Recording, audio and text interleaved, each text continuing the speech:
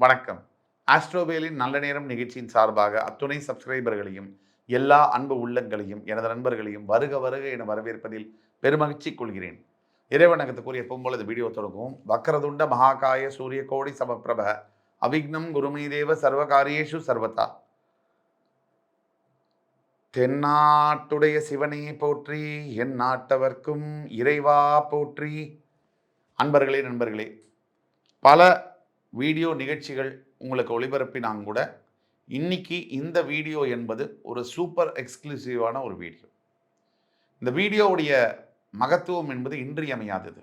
இன்னைக்கு நான் பேச போகிற இந்த சிறப்பு காணொலி என்பது விருச்சிக ராசி அன்பர்களுக்காக.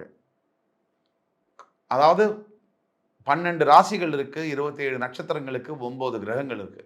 ஒவ்வொருவருக்கும் தனிப்பட்ட திறமை என்பது தனிப்பட்ட ஒவ்வொரு ராசிக்காரர்களுக்கும் தனிப்பட்ட திறமை, ஒவ்வொரு ராசிக்கும் தனிப்பட்ட ஒரு தனித்துவம் என்பது உண்டு. ஆனால் அதையெல்லாம் மிஞ்சும் வகையாக, அதையெல்லாம் தாண்டி ஒரு சிறப்பு அம்சங்கள் நிறைந்த ஒரு ராசி விருச்சிக ராசி. இந்த விருச்சிக ராசி என்பது காலபுருஷனுடைய 8ஆம் வீடு, மறைவு ஸ்தானம். ஒரு உடல் பாகத்தில் எதை மறைப்போம்? நம்ம உடல் உறுப்பை தான் மறைப்போம். அந்த உடல் உறுப்பை குறிக்கக்கூடிய ராசி விருச்சிக ராசி. அந்த விருச்சிக ராசி அன்பர்கள் பல பேர், பல லட்சோப லட்சம் பேர், எங்களுடைய வாழ்க்கை என்பது எப்பவுமே இருட்டாக தான் இருக்கும். எங்களுடைய வாழ்க்கையில எப்பவும் ஒளி வீசாது. எங்களுடைய வாழ்க்கை என்பது என்னைக்குமே இதுக்கு விடிவு காலம் என்பது இல்லை. எப்பவும் பிரச்சனை, உறவுகளினால் ஏமாற்றம், நெஞ்சையே பிளக்கக்கூடிய அளவுக்கு வலி ரணம் நிறைந்ததுதான் எங்களுடைய மொத்த வாழ்க்கை. இந்த வாழ்க்கை எதுக்கு அப்படின்னு உங்க மனசுல நீங்க கேட்கிற கேள்வி எனக்கு நல்லா கேக்குது. விருச்சிக ராசி அன்பர்களே, வாழ வேண்டாம், எனக்கு நம்பிக்கை இல்லை அப்படின்னு சொல்றவங்க, அவங்கள்ட்ட பேசுறதுக்கு ஒண்ணுமே இல்லை. எனக்கு 1% கூட நம்பிக்கை இருக்கு என்று எண்ணக்கூடிய விருச்சிக ராசி அன்பர்கள் என்னுடன் வாருங்கள். இந்த காணொலியில் உங்களுக்கு எதிர்கால வாழ்க்கையில் என்ன காத்திருக்கிறது என்பதை சுட்டி காட்டுகிறேன். கிட்டத்தட்ட 42 ஆண்டுகளுக்கு பிறகு விஸ்வரூபம் எடுத்து வியக்க வைக்கும் விருச்சிக ராசி. அதாவது பல மனிதர்கள் உங்களை பார்த்து, இவனாலலாம் எதுவும் செய்ய முடியாதுங்க, இவளாலலாம் எதுவும் முடியாது, இதெல்லாம் வேஸ்ட், திறமையே கிடையாது, இதெல்லாம் சாதிக்க முடியாது, உங்களெல்லாம் இதை பண்ண முடியாதுன்னு ஒரு 1000 குரல்கள் உங்களை எதிர்த்து ஒலித்திருக்கலாம். 1,00,000 முறை 1000 பேர் உங்களை பார்த்து உங்களால் இது செய்ய முடியாது, நீங்க லாயக்கு இல்லை அப்படிங்கிற வார்த்தையை பல விதங்கள்ல பல துணிகள்ல உங்களை சொல்லியிருக்கலாம். ஆனால் நான் சொல்லக்கூடிய இந்த சத்திய வார்த்தையை கேளுங்கள். உங்களால் முடியும், உன்னால் முடியும் தோழா, எழுந்து வா. விருச்சிக ராசி அன்பரே, 42 ஆண்டுகளுக்கு பிறகு உங்களுக்கு விடிவு காலம் பிறக்கக்கூடிய அந்த பொற்காலமானது வந்திருக்கிறது. சராசரியாக விருச்சிக ராசியில் 3 நட்சத்திரங்கள் உண்டு. விசாகம், அனுஷம், கேட்டை. இந்த விசாக நட்சத்திரம் 4ஆம் பாதம் தொடங்கி அனுஷ நட்சத்திரம் 4 பாதங்களும் மற்றும் கேட்டை நட்சத்திரம் 4 பாதங்களும் முடிய விருச்சிக ராசி வரும். இந்த விசாக நட்சத்திரம் என்பது குரு பகவானுடைய நட்சத்திரம். உங்கள் ராசியின் பஞ்சமஸ்தானாதிபதி, உங்கள் ராசியின் 2ஆம் ஸ்தானம் தனஸ்தானாதிபதிக்கு அதிபதியான குரு உங்களுடைய உற்ற நண்பன், அவருடைய நட்சத்திரமாகும். அதற்கு அடுத்தபடியாக உங்கள் ராசிநாதன் உச்சம் பெறக்கூடிய சனி பகவான் மகர ராசியின் அதிபதி, அவருடைய நட்சத்திரம் அனுஷ நட்சத்திரம். அதற்கு அடுத்தபடியாக உங்களுக்கு கொடிய எதிரியான ஜென்ம விரோதியான புதனுடைய அஷ்டமாதிபதியுடைய நட்சத்திரமான கேட்டை நட்சத்திரம். ஆக சராசரியாக ஒரு மனிதன் விசாக நட்சத்திரத்திலேயோ அனுஷ நட்சத்திரத்திலேயோ பிறக்காரன்னு சொன்னா அவருக்கு ஒரு 40-42 ஆண்டுகளுக்கு பிறகு சுக்கிரதசை வரக்கூடிய வாய்ப்புகள் உண்டு.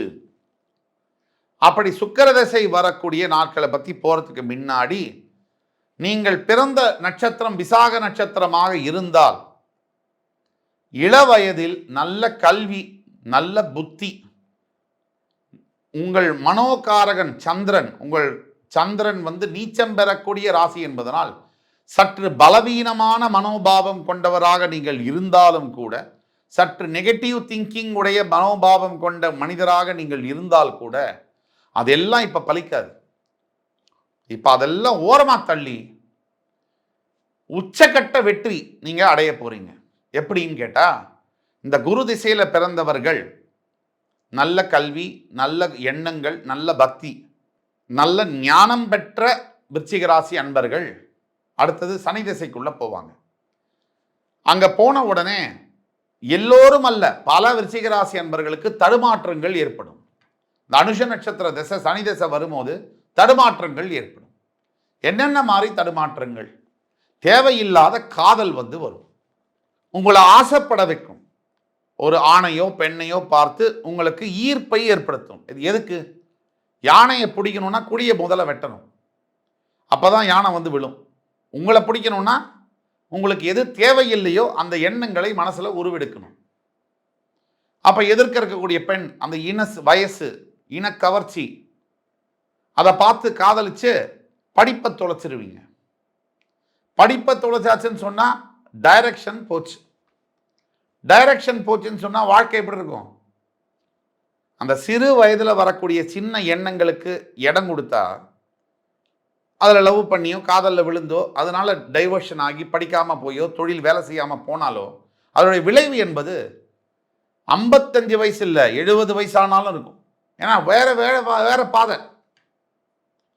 இந்த பாதையில போயிருந்தா இது வேற பாதை, இந்த பாதையில போனா பாண்டிச்சேரி, இங்க போனா திண்டிவனம், டோட்டலா வேற வேற ரூட். அப்ப வேற ரூட்ல போனா அந்த என்ன ரிசல்ட், அதோட கான்சிக்வன்ஸ் என்ன அதான வரும் உங்களுக்கு. அதை பண்ணும். தவிர உறவுகள்ல நாசம் பண்ணும். நெருங்கிய உறவுகள் உங்களை விட்டு போறா மாதிரியும், நெருங்கிய நண்பர்கள், நெருங்கிய காதலர்கள் உங்களை வந்து உதாசீனப்படுத்துற மாதிரியான வாழ்க்கையை அந்த சனி தசை கொடுத்துருக்கும். 19 வருஷம். அதுக்குள்ளேயும் நீங்க ஓரளவுக்கு ஒரு 30 வயசை கடந்துருவீங்க. அந்த 30 வயசு தொடும்போது அடுத்தது கேட்ட நட்சத்திரம் புதன் தசை 16 வருஷம். ஒரு 25 வயசுல உங்களுக்கு சனி தசை முடியுதுன்னே வச்சுக்குவோம். அங்கேருந்து 16 வருஷம் 41 வயசு நீங்க புதன் திசை முடிச்சு கேது திசை ஒரு 5-6 வருஷம். இப்ப நீங்க சனி திசையில அனுஷ நட்சத்திரத்தில் பிறக்கிறவராக இருந்தால் 40 வயசுக்கு மேல சுக்கிர திசை வரும். குரு விசாக நட்சத்திரத்தில் பிறக்கிறவராக இருந்தால் ஒரு 55 வயசுக்கு மேலதான் உங்களுக்கு சுக்கிர திசை வரக்கூடிய வாய்ப்புகள் இருக்கு. ஒரு 55-56 வயசுக்கு மேல சுக்கிர திசை வந்தா என்ன, சூரிய திசை வந்தா என்ன, எல்லா திசையும் ஒரு திசை தான்.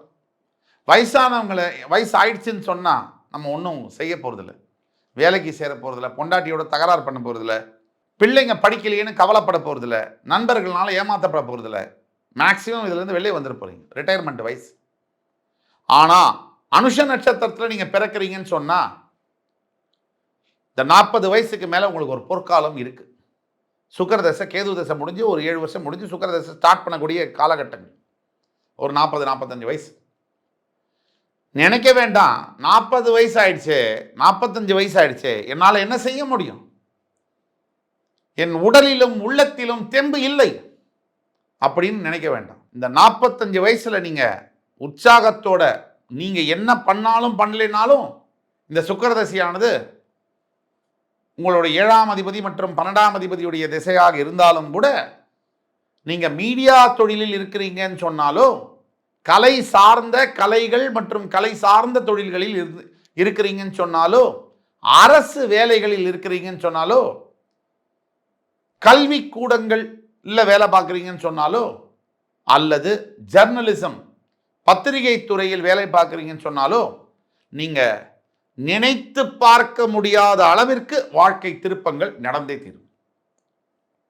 ஆக 42 ஆண்டுகளுக்கு பிறகு விஸ்வரூபம் எடுத்து வியக்க வைக்க போகிறது இந்த விருச்சிக ராசி. இந்த விருச்சிக ராசியானது என்ன செய்யும் இந்த திசைகள் வரும்போதுன்னு சொன்னா, வாழ்க்கையை டோட்டலா மாற்றும். 10,000 ரூபாய்க்கு கஷ்டப்பட்டு இருந்தார் சார் ஒருத்தர், அவருக்கு மாச வருமானம் 10 லட்சம் ஆயிடும். சார் வாழ்க்கையில அதிசயங்கள் நிகழ்வது நம்ம பார்க்க தான் செய்யணும். சர்வ சாதாரணமாக இருந்த மனிதர்கள் எவ்வளவு பெரிய ஆளுகளாக மாறி இருக்காங்க.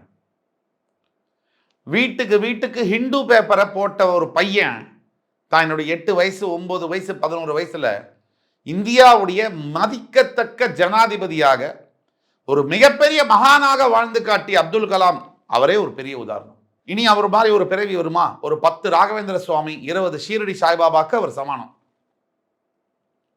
அப்படிப்பட்ட மனிதர்களும் இதே பூமியில வாழ்ந்து எப்படி வாழணும்னு சொல்லிட்டு மறைஞ்சும் போயிருக்காங்க. நமக்கு தான் நல்லது பிடிக்காதே, கெட்டது எங்கெங்க இருக்கோ தேடி போய் அதை எடுத்து மாட்டிக்குவோம்ல நம்ம.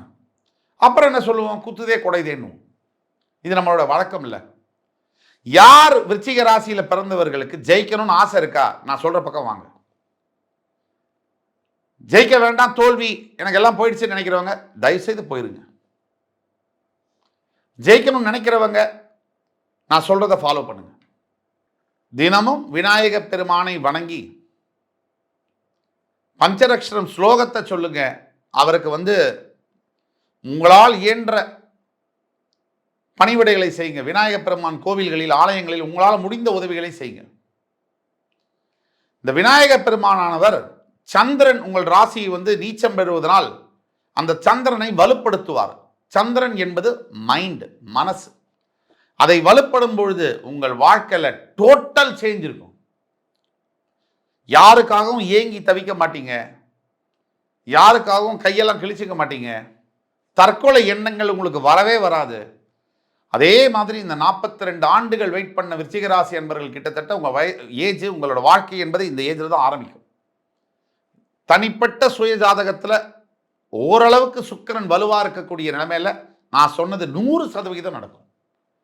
உங்கள் ஜாதகத்தில் உங்களுக்கு ஏதேனும் சந்தேகம் இருக்கும் பட்சத்தில் கீழே கொடுக்கப்பட்டுள்ள வாட்ஸ்அப் நம்பரில் எங்களை தொடர்பு கொண்டு கட்டணத்தை செலுத்தி அப்பாயின்மெண்ட் வாங்கிட்டு எங்களை பாருங்கள்.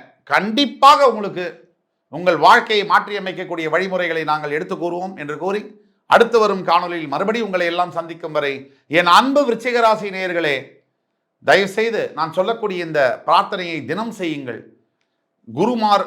குருமார்களை நீங்கள் வணங்க வேண்டும். குரு ஸ்தானத்தை தேட வேண்டும்.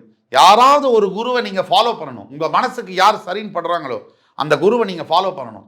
அப்படி அந்த குருவை நீங்கள் பிடிச்சிக்கிட்டீங்கன்னு சொன்னால் உங்கள் வாழ்க்கை கண்டிப்பாக மாறும். அப்படிப்பட்ட ஒரு குருநாதருடைய மந்திரத்தை நான் சொல்லித்தரேன்.